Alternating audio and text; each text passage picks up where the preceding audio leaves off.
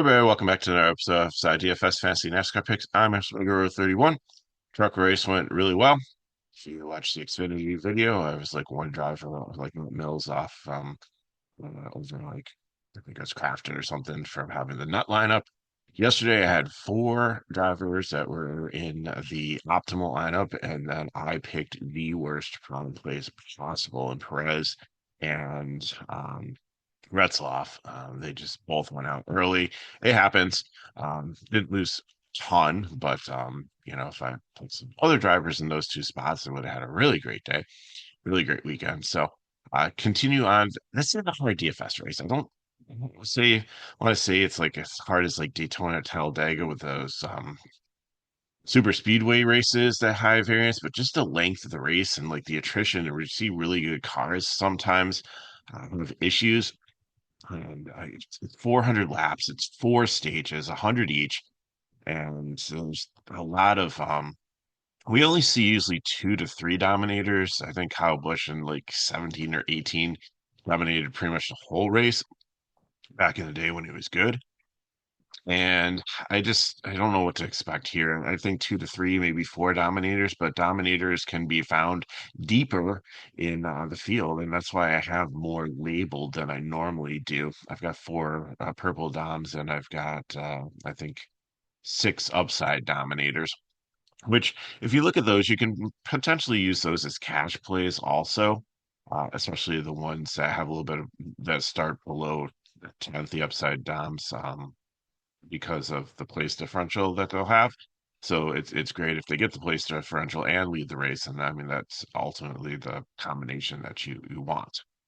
So Kyle Larson, if you haven't seen the news, obviously like last year is running Indy. Don't think there's any weather issues this year. He should make it back in time, but um, and other than that, the other big news this week, if you don't like watch like racing news, is that Penske got in trouble in Indy for cheating massively. There's a component in the cars that help them pass, like F1 has in like that certain zone where they get like a turbo boost. And there's some kind of, again, I don't follow Indy. I followed Indy back in the day, but before all this technology and stuff, but something to do with them helping to be able to pass. And they were cheating, and it should have been only available at certain times, but they rigged the software to make it available anytime. So they lost their Indy win last year, and I think they finished first and second, obviously, if they're cheating. And Cindric's dad, who was president of Penske, was involved in the scandal. I think it was Tim Cindric's name.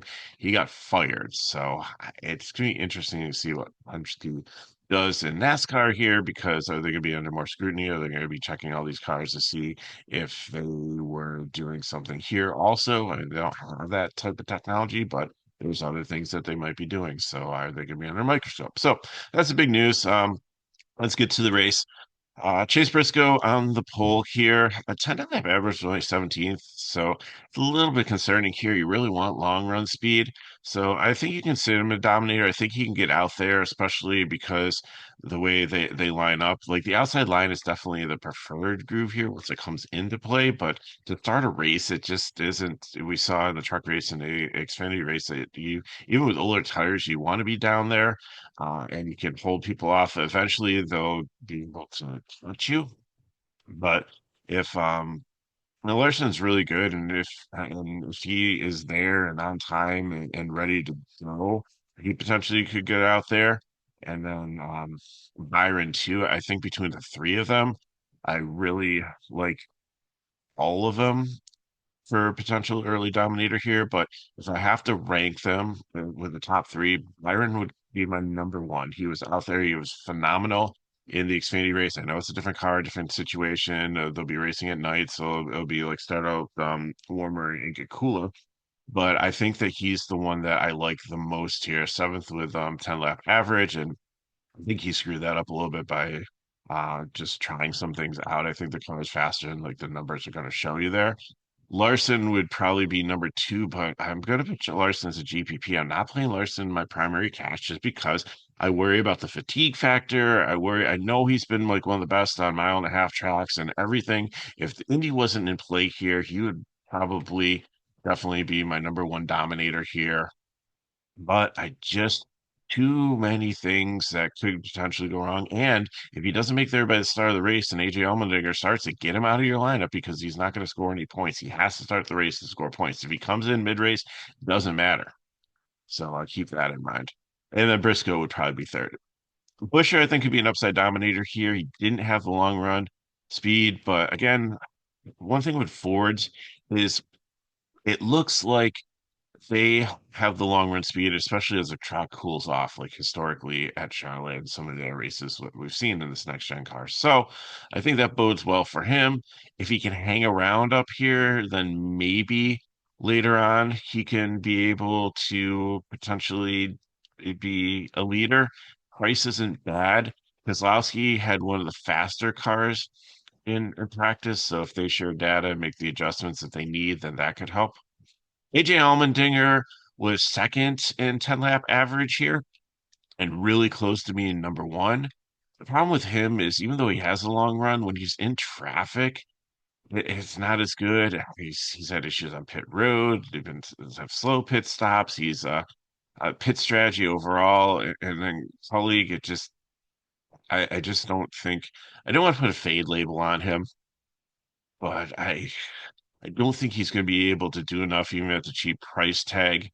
FanDuel, great play here. DK, I just think it's a GPP, maybe a fade. Dunner Nemechek, I'm giving a fade not because I've dumped on him before like, for not being a good driver. He's been better this year. I just think it's starting too far forward here. Didn't have the 10 lap average to fall off. I just don't think he can hold his position up here. Gibbs had third in 10 lap average here, so I think that he has some potential. I just think fear that some cars deeper in the field by the time he tries to get up there and lead would maybe pass him through pit strategy or just through general overall speed and get ahead of him. So he's kind of priced in no man's land too. And keep him if you're mass multi entering, but I don't think he's a priority here. Would it shock me if this is his first win? No, but I just don't think the probability of that is high enough for me to want to play him here.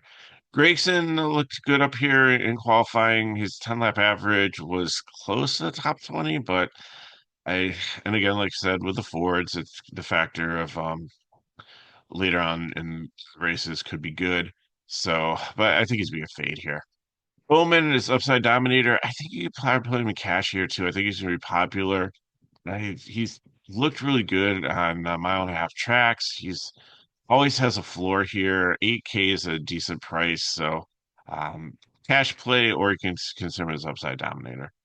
Christopher Bell didn't have like the long run speed, but he obviously is in good form this season, winning multiple races and the All Star race last week. The Gibbs cars have been okay. Um, I don't necessarily love them here. But again, the track's going to change and things could be different. And maybe they're going to be better later on in the race. And it's a long race. And uh, I think he should, except for that 1 year where all the Gibbs cars like blew up during this race. I think that was like 2 or 3 years ago. I think it was Kyle Busch's final year there because I think it was just a sense of frustration, one thing after other, just like cars. There's almost like they're being sabotaged for him. But bottom line, I think Bell's obviously still a solid play here. I like other plays better, but in GPP, I'll probably try to get exposure to him. Stenhouse, we've been love him as like a cash play usually, but he's qualified too far forward here and didn't really seem to have long run speed. So I'm not gonna throw the fade on him because can you stay in the top 15? Possibly, yeah, it wouldn't surprise me, but GPP. Reddick, I really like here, especially because of the high line. He's really good at riding up on the wall. So top 10 fall off speed, lots of good things here, and I think he could get up there and dominate later on in the race. So if you can get to him at 10K, if you're also playing like Leicester Byron, then great. I tried to give you some primes that were cheap to be able to make this happen, but if not, completely understand. Haley, I think you play him in cash here because he had some long run speed and he looked decent out here. And I know it's risky. He's starting 13th, but even if he finishes in the top 20 at 5,600, I think he's going to score enough points to do what he needs to do to help you get in the other drivers you want in your lineup. So I think he's safe to play in cash here. Cindric, again, how's he going to react here?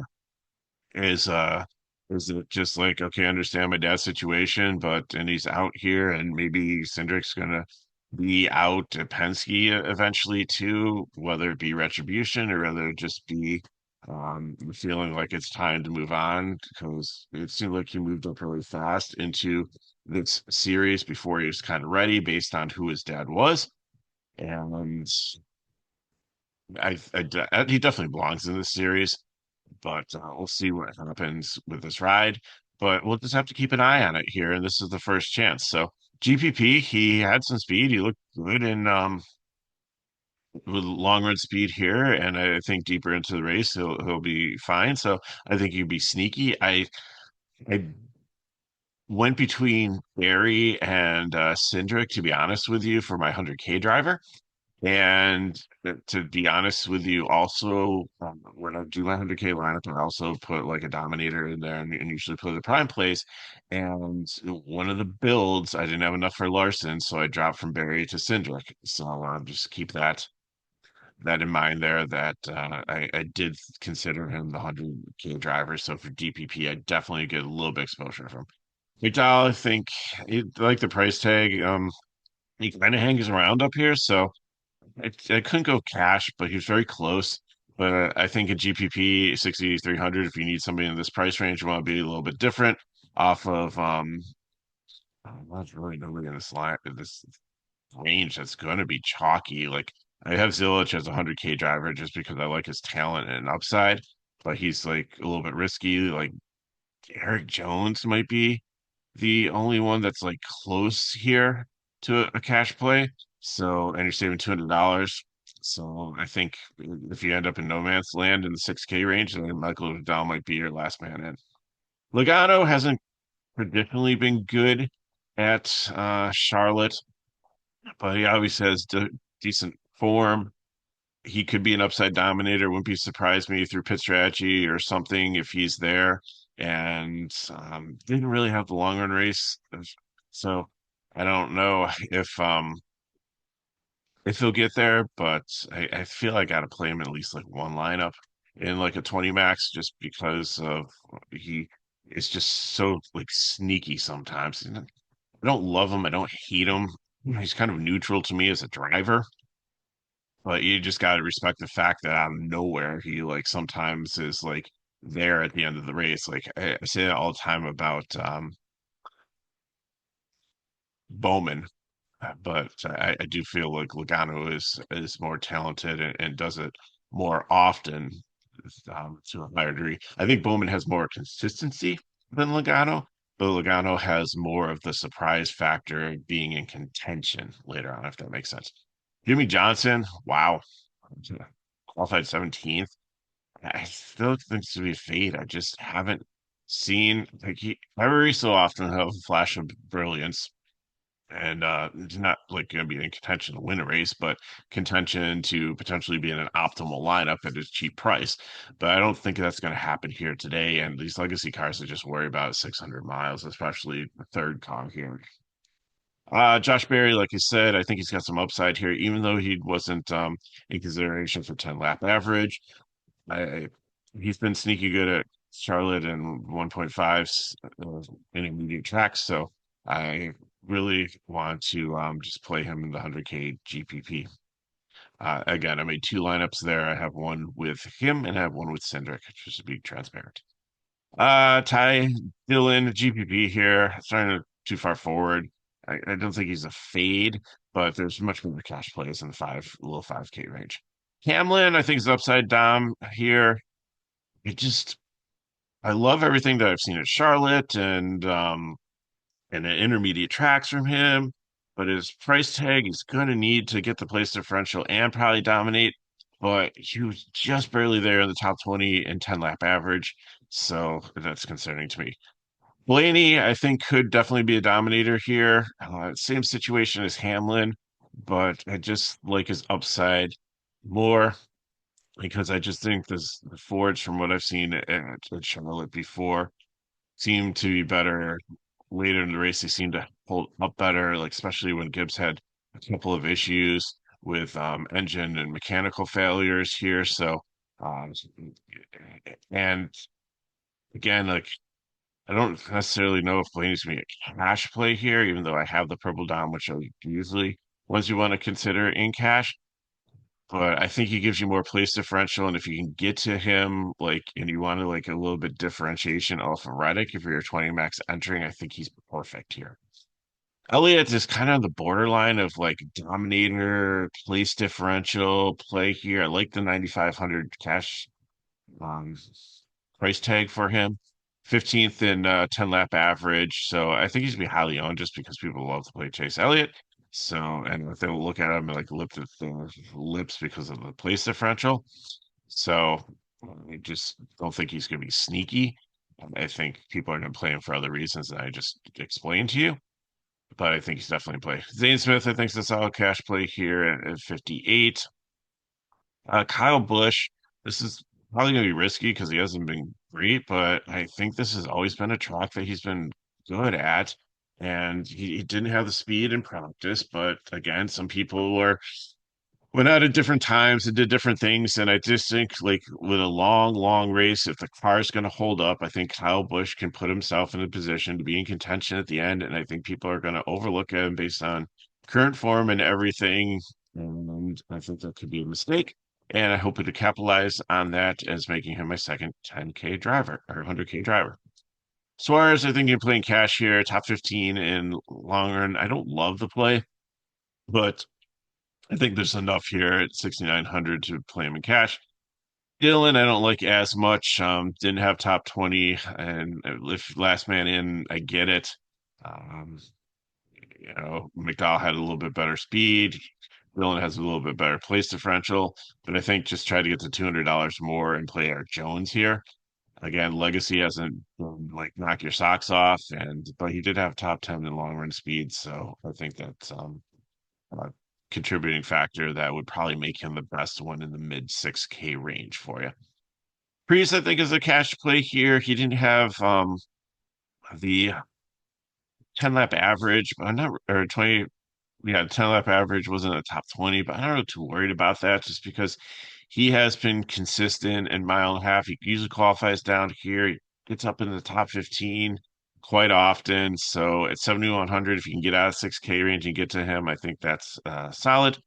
Full Custard just hadn't had the speed this year, so GPP for me.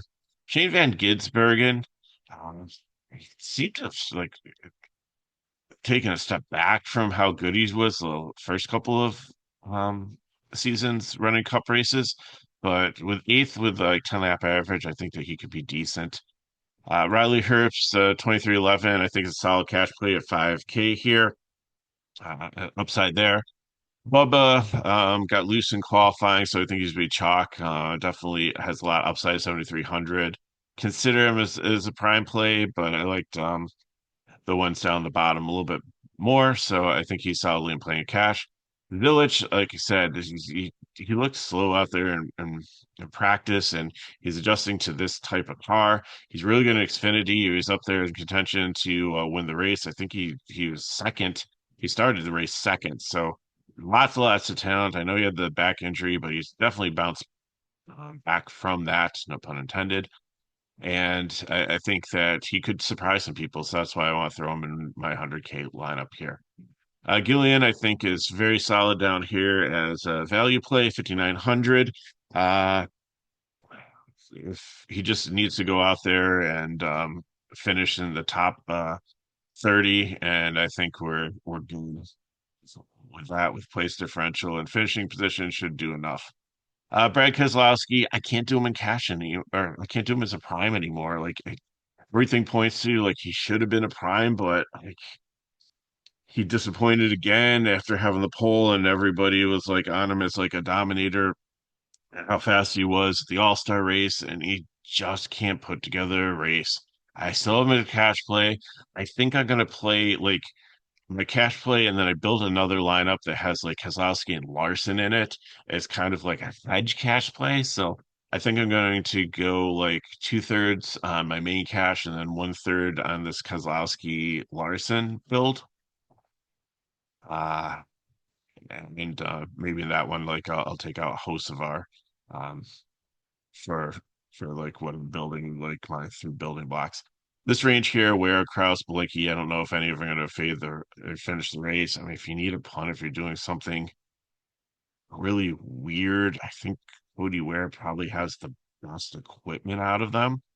So I would go with him, but I really don't like them. Like just play so much. You only pay like $20 more. And then Hocevar, uh, had some issues and I think he spun out but didn't hit anything in qualifying. So he qualified all the way down here, but he had fourth. I think he's gonna be high owned, and I think he's definitely a prime play. And everybody lock in Ross Chastain. I know he wrecked in qualifying or in practice. I think it was like in the lap, like one of the laps in the 20s. But when he was out there, he was the strongest car time wise. And all these people's like garages aren't too far away, so even if it's a backup car, it's not like they could do everything to make it the car the same as the car that was out there that had the speed.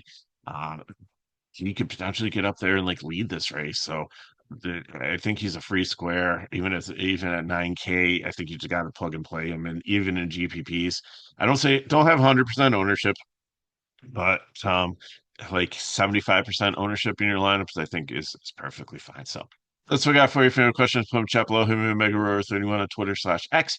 If you want more information on FSIDFS, go into our Discord or go to our website. You can sign up for our packages. We have all kinds of things going on sports wise and really low prices. But anyways, just get into the Discord. There's a room in there that's free to sign up for, and if you can't find it, just leave me a message in the lobby. It's called NASCAR Pool. I don't always post content in there, but from time to time, I will throw stuff in there, and it's a good way to be able to talk and interact with me and ask questions. Um, obviously the paying subs get priority, but if I do have time before lock to look over some things there, especially if it's like a speculation video, if you want to ask questions after practice qualifying different drivers or things like that, I'm not going to approve full lineups. That's not legal by DK standards. So don't go in there and post those. We'll delete them. And if you continue to do it, we'll have to ban you, but we don't want to do that. So again, it's just another resource to be able to reach out and ask questions and for me to try to help you navigate through here. So I hope you have a great Memorial Day weekend. Thank you for all that served in our country and gave up the ultimate price or freedom. Really respect that. So I look forward to some racing, some cookouts, time with family, and next week I don't know, should be able to be leading videos out with my schedule. So look forward to do that. So thank you for watching. If these videos help us back, like, subscribe, share, and share with friends. So Meg Rose 31. Have a great weekend. I'll see you next time.